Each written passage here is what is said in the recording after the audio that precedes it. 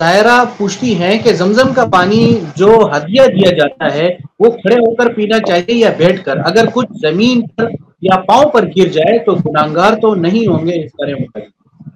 زمزم کے پانی کو پینے کے بارے میں اختیار ہے، کھڑے ہو کر پئیں بیٹھ کر پئیں، دونوں طرح جائز ہے۔ اور بعض حضرات یہ کہتے ہیں کہ جیسے دوسرا کوئی بھی پانی پینا بیٹھ کر ہی بہتر ہوتا ہے اور کھڑے ہو کر پینا بلا ضرورت مکروہ ہے، تو یہی حکم زمزم کا بھی ہے۔ البتہ بعض حضرات یہ کہتے ہیں کہ رسول اکرم صلی اللہ علیہ وسلم سے چونکہ ثابت ہے کہ آپ نے زمزم کا پانی کھڑے ہو کر پیا ہے، حضرت ابن عباس رضی اللہ تعالیٰ عنہ کی روایت ہے، تو یہ روایت وہ مسلم کی بھی www.dasquran.com ہے، اس کی کتابوں میں بھی ہے، تو اس لیے کھڑے ہو کر پینا مستحب ہے۔ اور اس کی حکمت علماء نے یہ لکھی ہے کہ چونکہ زمزم کا پانی خوب پینے کا حکم ہے اور اس کو کھڑے ہو کر اگر پیا جائے تو جتنا سیر ہو کر آدمی پی سکتا ہے، بیٹھ کر اتنا سیر ہو کر نہیں پی سکتا۔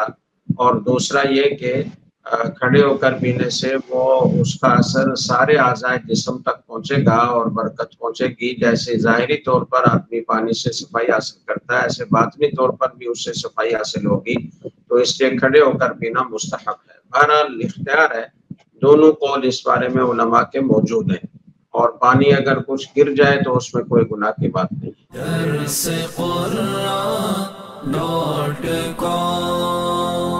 www.dasquran.com